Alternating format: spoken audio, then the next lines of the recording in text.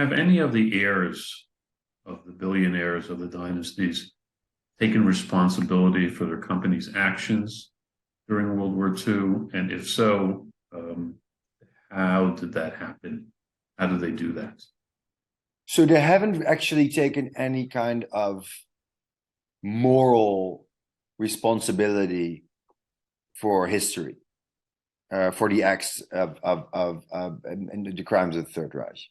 What has happened is the following. Of course, after the war, there were, a lot of restitution proceedings initiated by, well, if they were lucky enough, survivors, those that had been those whose assets had been Aryanized or expropriated, and now they want them back. But mostly it was the heirs of those that had been those whose assets had been Aryanized or expropriated.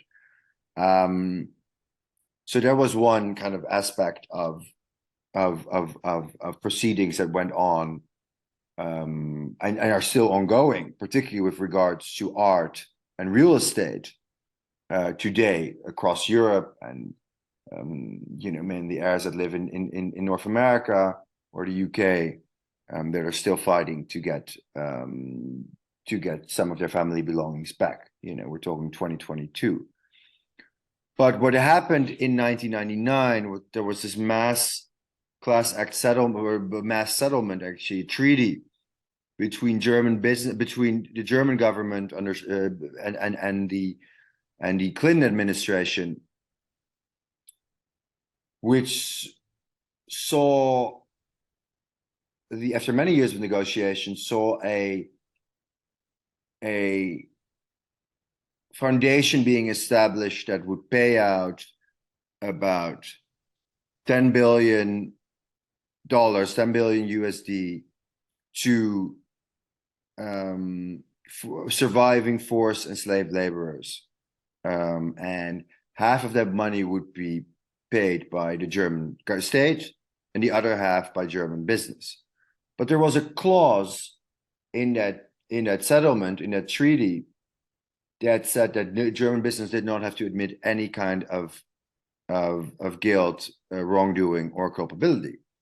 So they paid, but they didn't take any kind of responsibility for the crimes. And I think, that's a very important distinction, because to actually take responsibility for your actions, payment is one thing.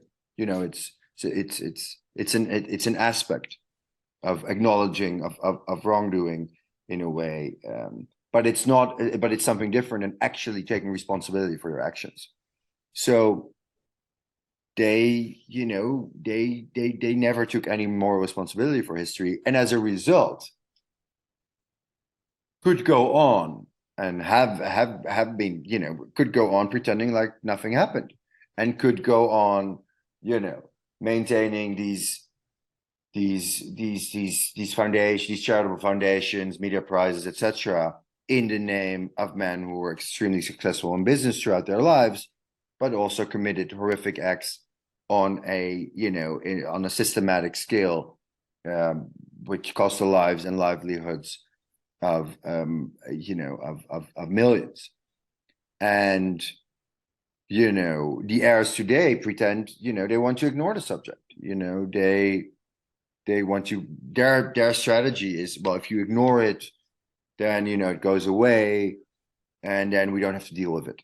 And I think the publication of my book 6 months ago has put a lot of pressure on these families. And two of the major developments that have come out so far is that, one,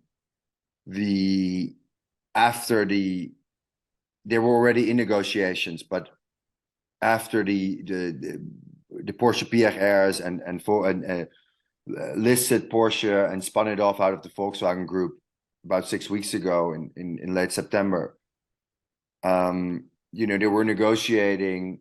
They had been negotiating with the heirs of Adolf Rosenberger as a moral and moral restitution, this kind of historical compensation, to have him written back into Porsche company history.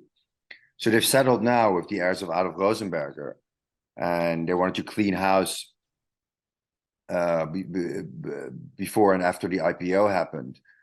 And it was one of the, they got under immense pressure following the publication of my book, because reviews would, with the IPO being announced, the FT review or the Financial Times review or other reviewers would look at, well, how often do we find Adolf Rosenberger, the name of Adolf Rosenberger, on the Porsche website? And can you imagine if his heirs would still control 10 billion of Porsche today? Oh, sorry, 10% of Porsche today.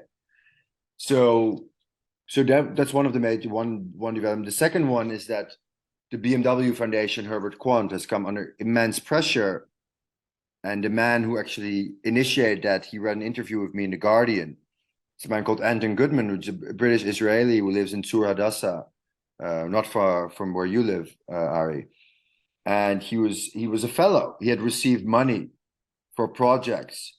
He had received money from the BMW Foundation, Herbert Quandt, for projects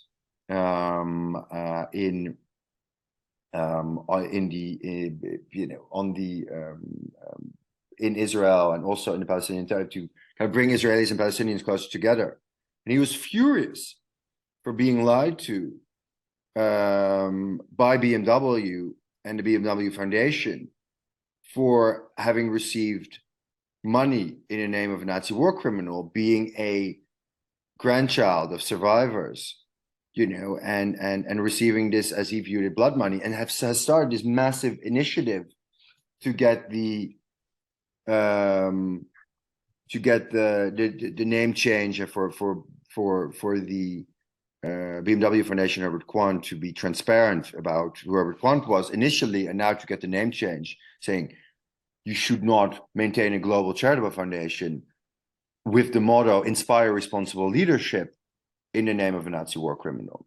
And he has, he just presented 260 signatories of other fellows of that foundation globally, which he's accumulated, to the BMW board. And he's a very dogged, he's not somebody I would want to be running against me. So he's those are the two main developments. And it's, of course, such kind of full circle for me, because for me, it all started in 2014, in 2012, 2013, 2014, with seeing BMW and Porsche being really kind of the main examples, and the families that control them, the main examples of this, the whitewashing of their family patriarchs, of their Nazi history, and now seeing the two main developments with BMW and Porsche really being in the kind of the spotlight. What's next? What's next on your plate? I mean, this is relatively new. Any future plans to expand this, to look into any other areas similar? Well, I've since last November, I've been working as a Middle East correspondent from Tel Aviv, and that I have my handfuls with covering the region, covering all of the developments here. So for now, I do have a second idea for a book which focuses more on the US and also business dynasties and certain, developments there. But that's for a later stage. I now want to, I'm going to Qatar on Sunday to cover geopolitics and business and finances around the World Cup.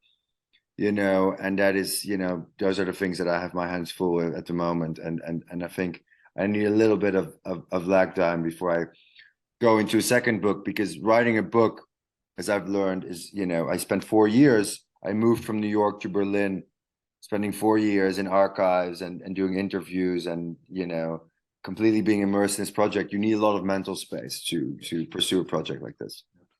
This has been fascinating. Again, Nazi Billionaires, with David de Jong, and urge all our listeners and viewers to purchase the book. And we just got a little taste, excellent taste of it, but there's really a lot in here. And again, David, thank you so much for your time today. Most appreciated. Ari, it's been a pleasure. Thank you.